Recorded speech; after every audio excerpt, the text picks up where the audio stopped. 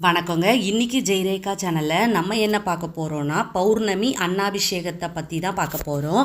சோறு கண்ட இடம் சொர்க்கம்னு வேடிக்கையாக சொல்லுவாங்க. அதன் உண்மையான அர்த்தம், யாராவது உறவினர் வீட்டிற்கு விருந்துக்கு போன இடத்துல நீண்ட நாட்கள் தங்க நேர்ந்தால் அவங்கள கேலி செய்வதற்காக இந்த பழமொழியை பயன்படுத்துவாங்க. ஆனால் இது தவறுங்க. உண்மையிலேயே சிவன் கோவில்களில் ஐப்பசி பௌர்ணமி அன்று பச்சரிசியால் ஆன வெள்ளை அன்னத்தால் நடக்கும் அபிஷேகம் நடக்கும். அதை தரிசித்தோம்னா சொர்க்கத்தில் வாழும் பாக்கியம் கிடைக்கும். இதை வச்சு தான் சோறு கண்ட இடம் சொர்க்கம்னு பழமொழியே வந்துச்சு.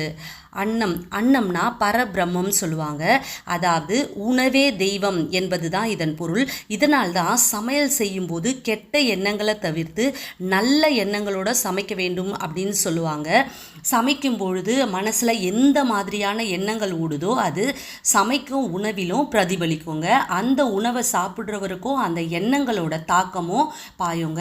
இப்படி நல்ல எண்ணங்களுடன் மந்திரங்கள் சொல்லி சமைக்கப்படும் உணவை தான் கோவில்களில் சுவாமிக்கு படைக்கிறாங்க. கோவிலில் மடப்பள்ளியில் சமைப்பவர் மனசில் எந்தவித வக்ர எண்ணங்களோ சலிப்போ இன்றி செஞ்சால் மட்டுமே அதை கடவுள் ஏற்றுக்கொள்வார். இல்லைன்னா கடவுளின் கோபத்திற்கு ஆளாக நேரிடும் அப்படின்னு சொல்லுவாங்க.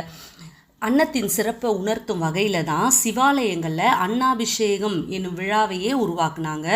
கோவில்களில் கும்பாபிஷேகம் செய்யும் முன்பு சிலைகளை தானிய வாசம் என்ற பெயரில் தானியங்களை கிடத்தி வச்சு அதன் பின்னர் தான் சிலைகளை பிரதிஷ்டை செய்வாங்க.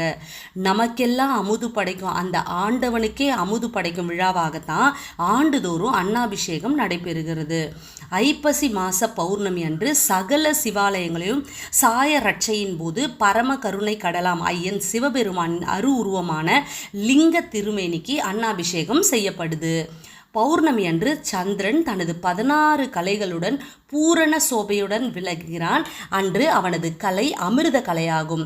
அத்தகைய ஐப்பசி பௌர்ணமி அன்று அறுவடையான புது நெல்லை கொண்டு அன்னம் படைத்து சிவனுக்கு அபிஷேகம் செய்து பக்தர்களுக்கு போஜனம் அளிப்பது பெரும் புண்ணியத்தை தரவல்லது. எல்லோருக்கும் படியல்லப்பவன் இறைவன் என்பதால் மக்களுக்கு மட்டுமல்லாது அனைத்து ஜீவராசிகளுக்கும் இந்த உணவு போய் சேர வேண்டும் என்பதற்காகத்தான் நீர்நிலைகளில் இந்த சாதத்தை கரைப்பாங்க. அது மீன்கள் உள்ளிட்ட ஜீவராசிகளுக்கு போய் சேரும். அந்த இறை பிரசாதம் அது மட்டும் இல்லாமல் அவங்களுக்கும் முக்தியை தரணும், பறவைகளுக்கும் கிடைக்கும் வகையில் அதையும் வைப்பாங்க. அன்னாபிஷேக நன்னாளில் உணவோட பெருமையை நம்ம எல்லாருமே உணரணுங்க. அன்னாபிஷேக நன்னாளில் உணவின் பெருமையை உணர்ந்து அதை வீணாக்க மாட்டோம் அப்படின்னு நம்ம எல்லாரும் சேர்ந்து உறுதி எடுப்போங்க. ஐப்பசி பௌர்ணமி அன்று சகல சிவாலயங்களையும் அன்னாபிஷேகம் நடைபெறுதுங்க.